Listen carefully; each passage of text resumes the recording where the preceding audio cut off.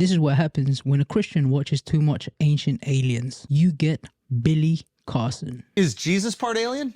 I believe so. Not only was Jesus's mom a virgin birth, but his grandmother was also a virgin birth. Didn't hear about that in Sunday school. One of the earliest versions is the Ethiopian Bible and the Sinai Bible. Okay. Moses never crossed the Red Sea. He crossed the Sea of Reeds. Also, another mistranslation is the God. God is not supposed to be singular in the Bible. It's plural in all cases. Gods with an S. The Lord's Prayer, that's Enki's prayer. That's Ptah's prayer, who's also known as Enki. Enki. In which religion? In Christianity. Enki is in Christianity. No, he's ancient Sumerian. That's okay. That's Sumerian. And yeah. who? And he's an Annunaki. So you're praying to him. Jesus was crucified. Whoa. Well, that doesn't exist in the Sinai Bible. What happened? It doesn't exist in the book of Barnabas. Jesus' wife is the Mary Magdalene? Yeah. Which means he probably had kids, and his Merovingian bloodline is still probably walking the land till this very day. And in the Gospel of Holy 12, he shows up in Egypt. And he was in Egypt. What did he go there for? To learn the Egyptian mysteries. And then he leaves there and he goes to Tibet to learn Qigong and Reiki healing, which was confirmed by the Dalai Lama. And then he heads down into India to learn the mystic arts, teaching reincarnation all the way back. You happen to stumble into one of the world's foremost experts on biblical texts, the Torah, the ancient tablets in the world. That's who you're talking to right now. Do you understand that the Bible was not written by any of the disciples? This religion has got to come to an end because it's a farce. It's all good to say all these outlandish things when you're not getting any pushback. But what happens when you come across someone who knows what they're talking about? Let's say a biblical historian, for instance. Well, that's precisely what happened. And this is the moment where everything went south for Billy Carson. Or should I say, it all went west. Wesley Huff, historian, linguist, biblical scholar, PhD, and athlete wannabe. Billy, you talk about how Jesus was never crucified. They say, well, Jesus was crucified. Whoa. Well, that doesn't exist in the Sinai Bible.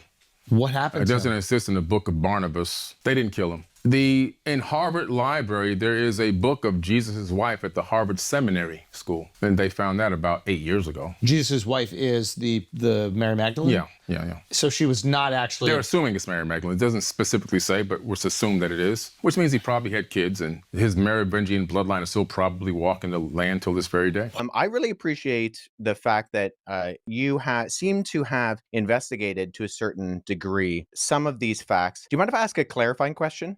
Sure. When you say the Sinai Bible, what are you referring to specifically? It's the biblical text that was written. It made it into you can actually look it up on Amazon. It's a Bible I have a version at home. It's called the Sinai Bible, right, from Mount Sinai. I'm assuming that's the mountain that they're referencing there. But they put together their own version of the biblical text prior to the King James Version being put out. Sure. So when you refer to the Sinai Bible, would you be referring to Codex Sinaiticus, like the codex that comes? Okay. The only reason I ask for clarification is because I want to make sure that what I'm addressing is actually what you mean. Gotcha. And not addressing something else. Because the Codex Sinaiticus in particular is just it's a 4th century Greek manuscript. It comes from approximately between 325 and 350 AD, and its text of the Gospels reads almost identical to the modern Greek text that we develop translations from. So my curiosity is just simply in kind of exploring, when you say that it denies the crucifixion or that the crucifixion isn't there, I mean, I can go on right now, Codex Sinaiticus, and I can look up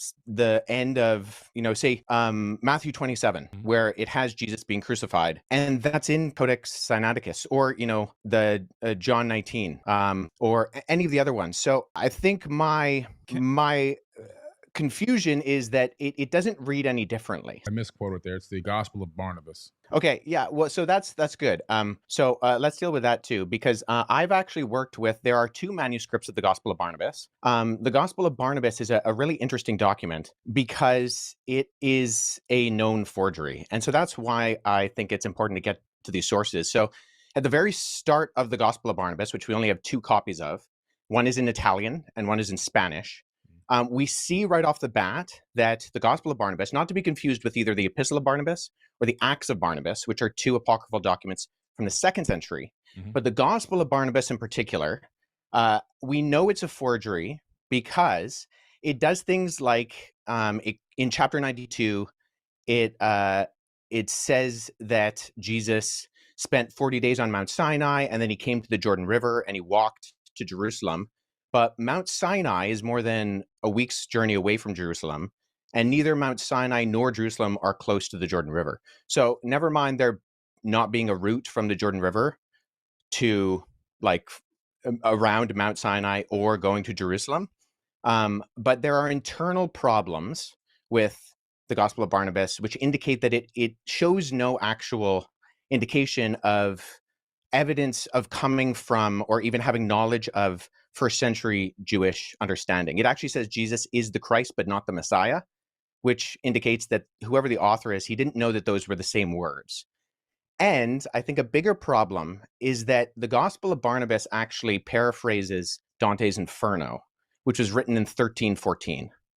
So there's a lot of internal evidences that disqualify the Gospel of Barnabas, never mind the fact that we don't have any evidence of it prior to the 14th century, and none in any other language other than Middle Age Italian Italian and Spanish.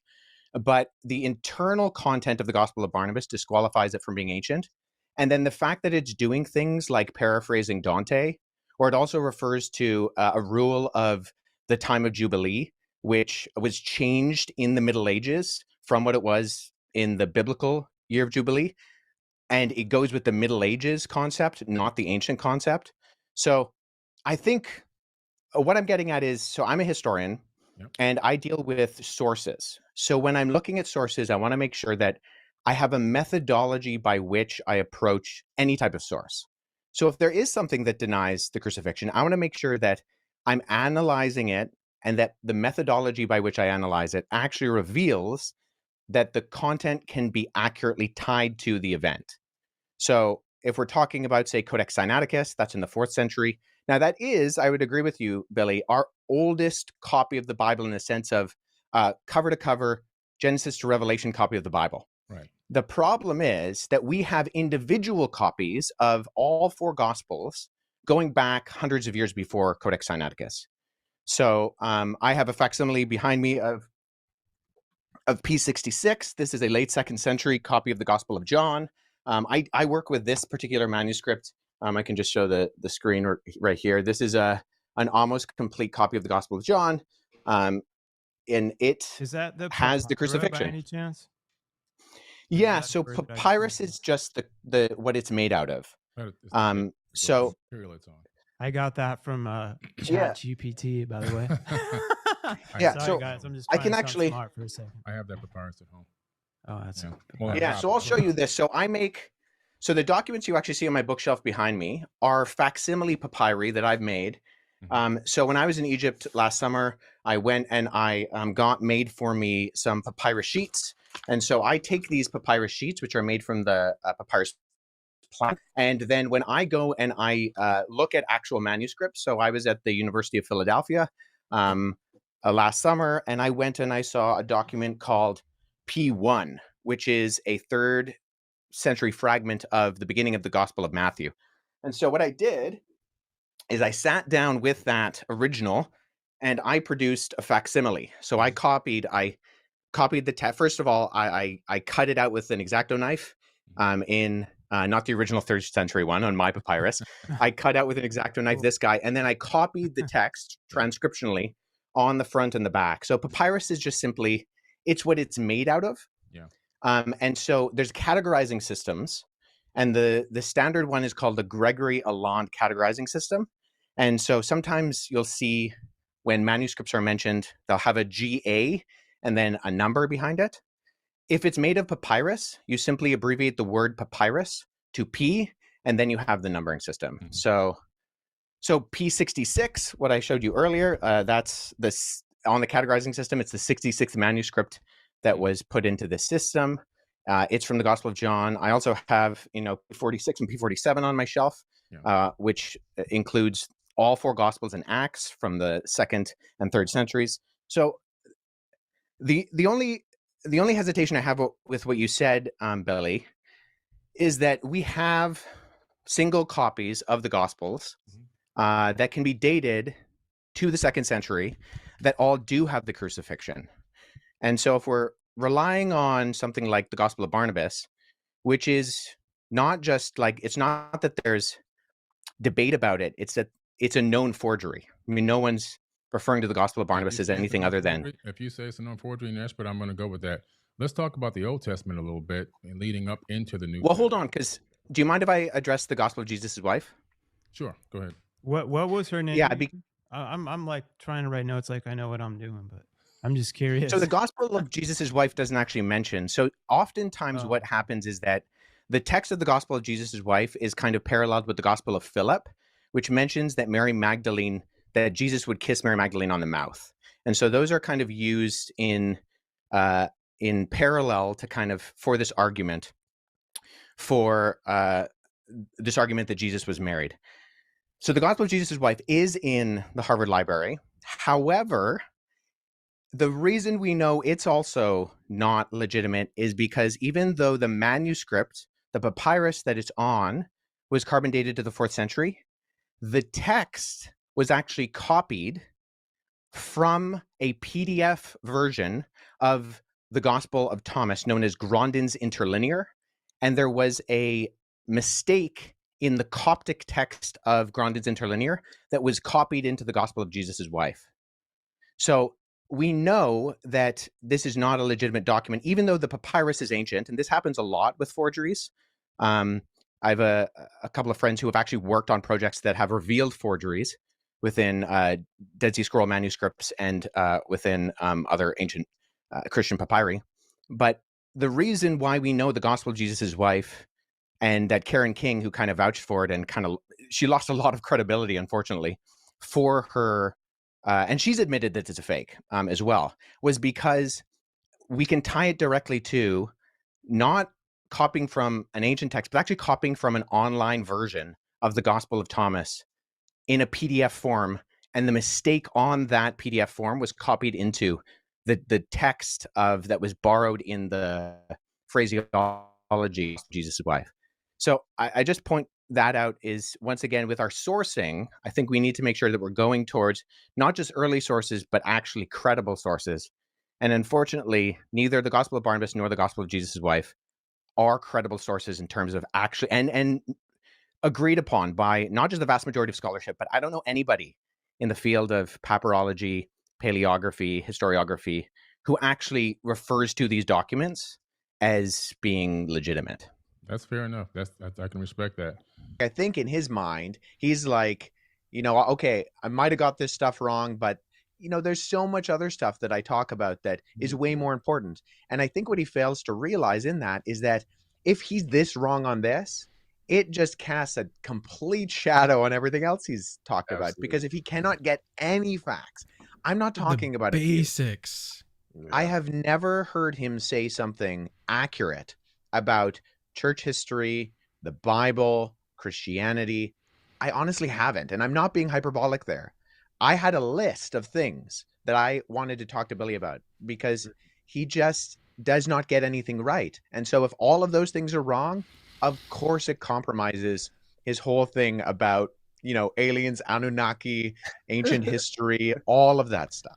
So that's the New Testament account debunked by Wesley Huff, talking about Jesus not being crucified, and secondly, Jesus having a wife and kids, proving that the Sinai Bible is in fact an inaccurate source and that the Book of Barnabas is a forgery. Therefore, Billy Carson don't really have anything to rely on, and all his ridiculous claims falls flat on his face.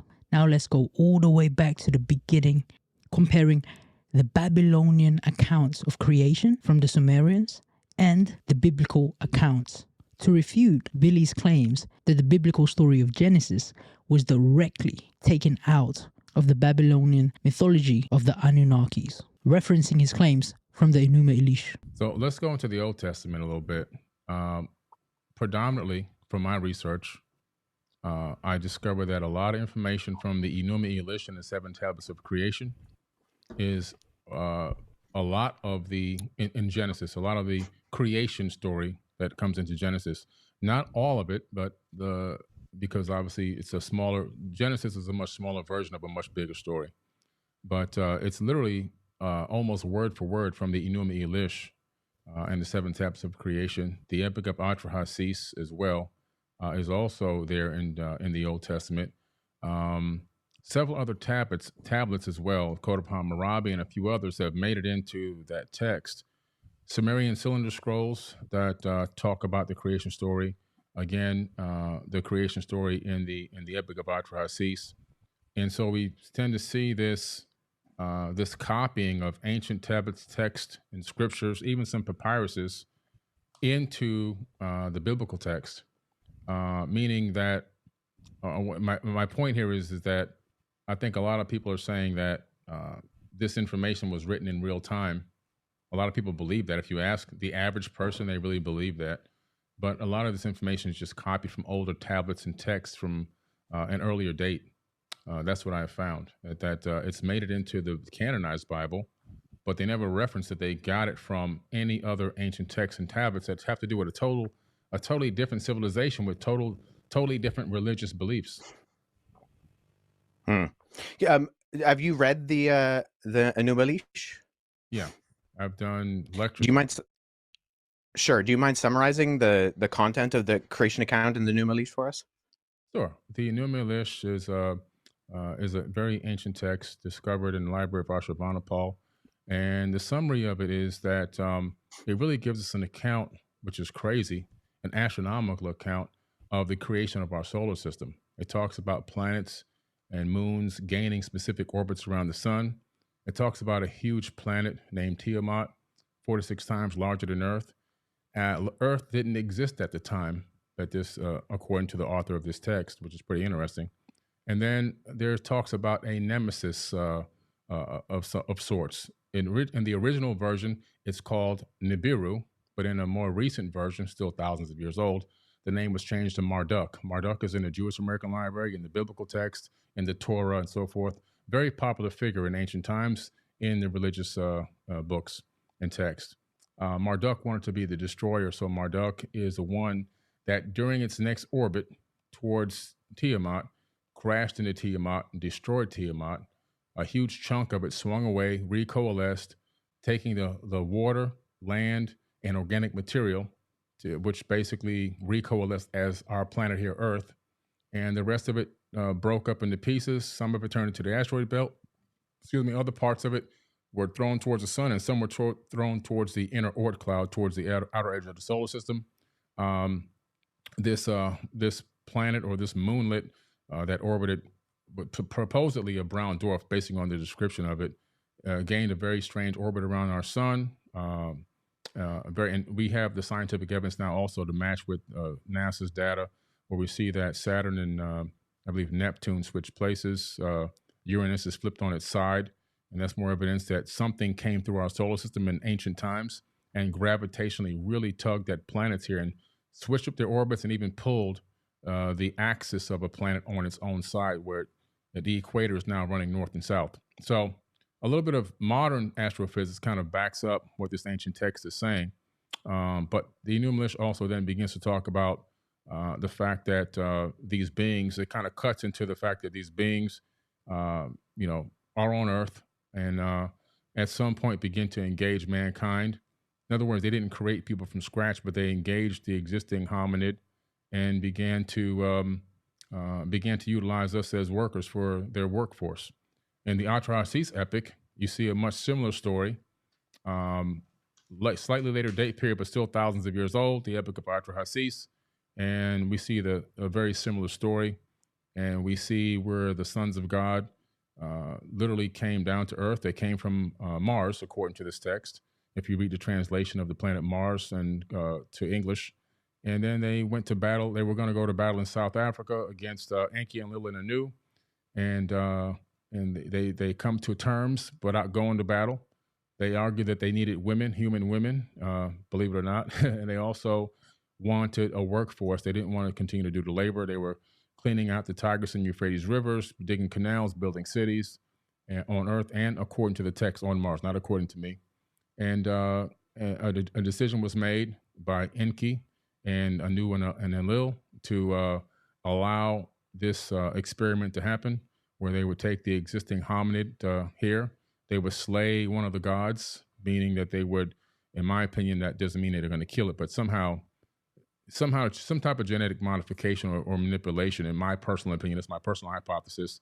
But in the end, it ends up being that human beings are now doing a lot of this labor and worshiping these people as gods, as they, my personal opinion, masqueraded as gods. A lot of stories there, parallel stories that you see in the Bible, even the Tower of Babel incident and many other crazy stories that are in the Bible. You can find a lot of those true stories in the ancient text, like the Epic of Gilgamesh, where you can find the true story of Noah. They found the Noah tablet to give him instructions on how to build the ark. It wasn't a big boat. It was a round disc that he built with sections cut up on the inside like a pie. That was discovered about 4 or 5 years ago. I believe it's at the British Museum now. So there's a lot of text that's just been covered and copied over into the biblical text. And I think that, in my personal opinion, a lot of people are just became a cargo cult, worshiping people that were masquerading as gods. I do believe in God, by the way. Let me make this clear. I believe in God. I believe there's a creator of the universe. I believe that the mathematics, the quantum physics, all proves that.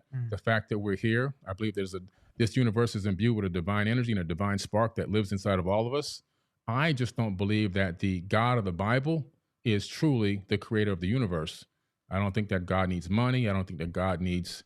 Sure. Do you mind if I just jump in here for a second? Because I think we've kind of gone on from the original question. I appreciate that. I do have a few issues with your summary, although I think I have read the Akkadian version. My Akkadian's not great, but I sat down with a Syriologist friend and we walked through it a couple of years ago.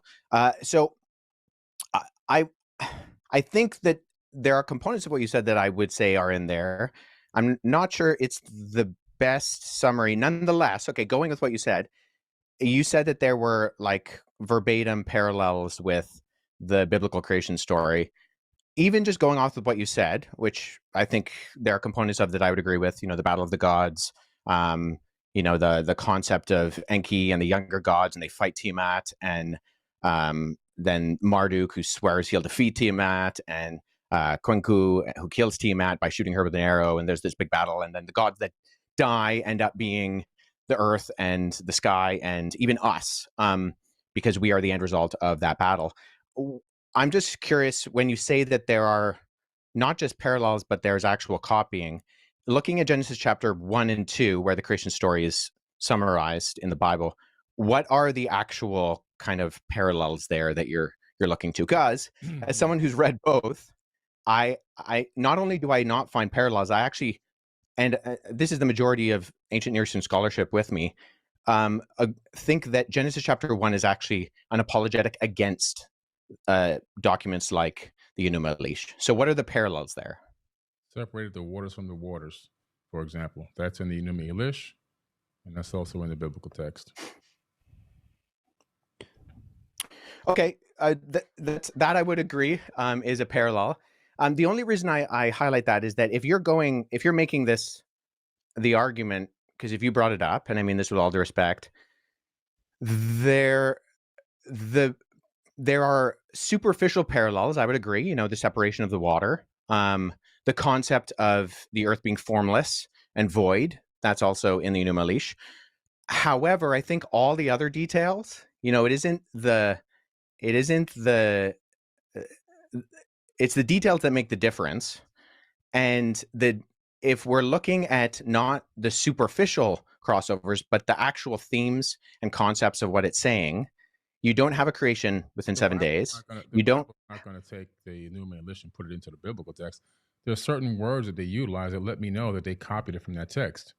Like, for example, so what words? Separating the water from the waters, the void, the earth being void.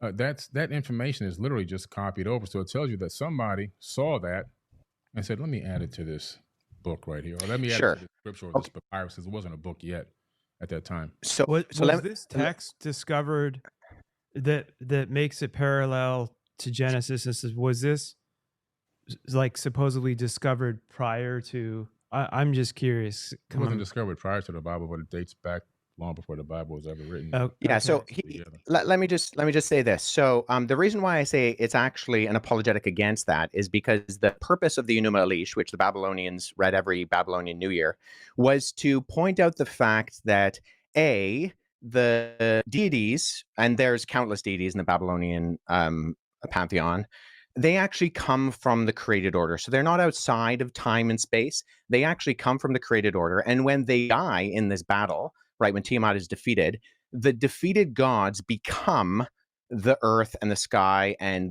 the plants and even you and me. And in that sense, the theme is that you don't actually have any purpose or end result, and you're not created in the image of God. In fact, in the ancient Babylonian system, only the kings were created in the image of God. And what we see that is counter to that is that even, sure, there's superficial, divided the waters, but we find that in almost every society and culture. That's not a parallel as much as it's just a generality. I would say what we see within the biblical account is that God purposefully creates. There's only one God. He purposefully creates, and then he creates, and it's good. And it continues to say it's good 7 times. And then at the end of chapter 1, just for the thick people in the original audience, it says, and then it was very good. And then he creates humanity, not kings, but simply the humans that he creates in God's image. And they have purpose and meaning, and that instills them with this creation order. And that's not what we find in the Enuma Elish. In fact, we find the opposite in the Enuma Elish, is that the created order is not good, it's a mistake, and that you are not created in the image of God. And there's a reminder that regular people are not created in the image of God. So linguistically, Hebrew does have Semitic ties with Akkadian. It doesn't with Sumerian. Sumerian is a language isolate, a glutenizing language. But I would say, just with all due respect, the parallels linguistically are not there. There might be superficial kind of concepts that are there, but they're so superficial that we can find them in everything. In the sense of, I'm in my office studio, you're in your office studio. That doesn't mean that that we're the same people or we're even in the same place. Does that make sense? Yeah, but I don't agree with that. I just see if I have all these texts out, there's a lot of different information that you can see. There's a lot of it's been copied word for word into the biblical text. The creation story according to Babylonian mythology. Marduk then built the heavens and the earth from Tiamat's corpse. He bound the 11 monsters to his feet as a trophy. Tiamat's champion would be charged with treason, because there's a justice system now, and they would execute him. But from his blood, they would create humans, both to serve the gods and assist them in keeping order in the world. That way, Tiamat's chaos and destruction could never threaten anyone again. The biblical accounts of the creation story. The book begins with God taking the disorder and the darkness described in the second sentence of the Bible, and God brings out of it order and beauty and goodness. He makes a world where life can flourish. And God makes these creatures called humans, or Adam in Hebrew. He makes them in his image, which has to do with their role and purpose in God's world. So the humans are made to be reflections of God's character out into the world, and they're appointed as God's representatives to rule his world on his behalf, which in context means to harness all of its potential, to care for it, and make it a place where even more life can flourish. God blesses the humans. It's a key word in this book. And he gives them a garden. It's like a place from which they begin starting to build this new world. I don't know about you, but I know who my creator is. The difference between the two is that one was created to be slaves and one was created equally in the image of God to become beautiful. So what do you want your story to be? Really, the accounts of creation from the Enuma Elish is that humans were created to be slaves by the gods. Whereas in the Christian biblical text from the Genesis accounts, it says that all men were created equal in the image of God, and that we were beautiful, and that we were good. Just because you found a word or two or even a phrase that is the same doesn't mean it's the same narrative of the story. It's like this. Just because you find a ball in a football pitch, the same way you find a ball in a basketball court, doesn't mean it's going to be the same game. You have to analyze everything carefully and stay and watch and witness the story unfold and listen to it, because you'll find out that that's a completely different narrative, different story, different people, different characters. So to everyone watching this, I implore you to do your own research and to find out things, because the truth is a long road that you must constantly seek and walk upon. It's not something that's going to be given to you straight away. And in your pursuit of the truth, don't just cling on to things just because they're novel or they're quite exciting. You must do your own research, do your due diligence to find out if it's truly what it says it is or not. Don't be emotional about things. Don't look at it in one perspective. You must look at it like an artist's perspective. You have to go around everything, up, down, side to side, front and back. You must inspect everything in order to find the truth out of something. And then to the last point, they go on to talk about what is God's pronouns. Is he a he, a she, or whatever you might call him? And this is what Wes had to say about that. In your version of what you believe in, you keep saying that God's a he. Yep. And so where do you get that from? Throughout both the Hebrew Old Testament and the Greek New Testament, you have the masculine singular pronoun used for God. And why is God a man? Where's the evidence of this? Well, God isn't a man. See, within historical Christianity, we don't believe that God has a gender. However, the way that he has decided to reveal himself is through the masculine plural, and then ultimately by becoming a human in the person of Jesus Christ. So we don't believe that God has a gender. In fact, the fact that God creates humanity in his image and he creates them male and female, those are two aspects of the image of God. And so that's the completeness. So historical Christianity has never argued that God is gendered. Jesus is gendered in the sense that during the incarnation, he becomes a human man, but he's still fully man and fully God. But God is spirit. And right, as the scripture says, we worship him in spirit and in truth. But nobody's arguing that. What's that? Sorry? That always blows my mind. God too. is the same all the time, right? He's always good. God is all the same all the time. Right? Yeah, but we do see that in Scripture, God has revealed himself through the masculine plural. And there are aspects of God's character that we see within Scripture that do actually communicate. Jesus says that he longs to gather Israel like a mother hen collects her chicks. So we see aspects of, the feminine of God, not meaning that God is feminine, but that the image of God reflects both the masculine and the feminine. And that's why when the two become one flesh, there's a uniting of that reflects the image of God as well within the covenant of marriage. Do you actually believe that the majority of Christians really believe that God is not masculine, that God has both aspects?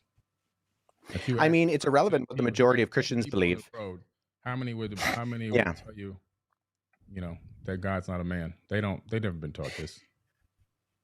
Well, I was taught it growing up. I was taught it in when I was a child, when I went to seminary, when I went to Bible college. I was taught it in graduate school. I would say I would say a few things to that. I would say in one sense, it's irrelevant what the majority of Christians believe, because what historical biblical Christianity articulates is what they should believe. There are Christians who run around saying all sorts of things that are not in conformity to biblical, historical, Orthodox Christianity. And they shouldn't believe that because it's irrelevant. And so if one Christian believes something that is not in line with biblical Christianity, I mean, that's on them. So God is not gendered, but he does express through inspired scripture the masculine the masculine pronoun. So what I really wanted to do, and we didn't get to in this debate, was I simply wanted to ask Billy, Billy, you've made a number of very overt statements about biblical Hebrew, biblical Greek. What would you say your competency level in those languages is from a scale of 1 to 10? And simply ask him, how good do you think you are in understanding, reading, translating these languages? And on that basis, if he says, well, I really don't know very much about it, I would say, then you probably shouldn't be talking about it, because people who don't know things about languages in general shouldn't be making definitive statements about what those languages mean. And if he said, I do have competency, then I would have dug into some of these things and said, okay, you have made this statement about Elohim. Can you explain to everybody what something like how the plural eam operates in Hebrew syntax. Do you mind explaining to everybody who's listening what a concretized abstract plural is? You know, these are questions that I would want Billy to explain, to reveal to those who are listening that Billy doesn't know any of these things, because Billy doesn't know biblical Greek or Hebrew. I was going to try to do the same thing with when he makes overt statements about knowing Sumerian. He told Joe Rogan he can read Sumerian. I know a number of ancient dead languages. I have tried my hardest to wrap my head around Sumerian, and I cannot do it, because at minimum, there are other ancient Near Eastern languages. There's Akkadian, there's Elamite, that have kind of links to Afro-Semitic other languages like Aramaic and Hebrew, or Amharic or Ge'ez, but there is no linguistic connection with Sumerian to anything else. This is a really, really hard language. And so to go on Joe Rogan and say, well, I can read this stuff, you can't. I can't. You can't. And so, but that's what I wanted to ask, because he takes that and then he sets himself up as the expert to then say the Bible was copied from Sumerian texts. I know because I can read Sumerian tablets. It's nonsense. And that's it. Thank you so much for watching these guys. And to everyone that is viewing this, whatever religion you may come from, whatever point of view you may come from, there's only one thing that you must do: that do your own research in your path to the truth. Seek it diligently and persistently. Don't just settle for one truth and then live your whole life from that. You have to constantly wrestle with these ideas, and you must constantly pit them against each other to find out what is truly the truth. And you must live your life as such, constantly learning about different things. You must be honest with yourself. Be critical about things. Don't just accept them for what they are in any field and any aspect. This is another episode of The Third Eye. Thank you for watching, guys. Peace.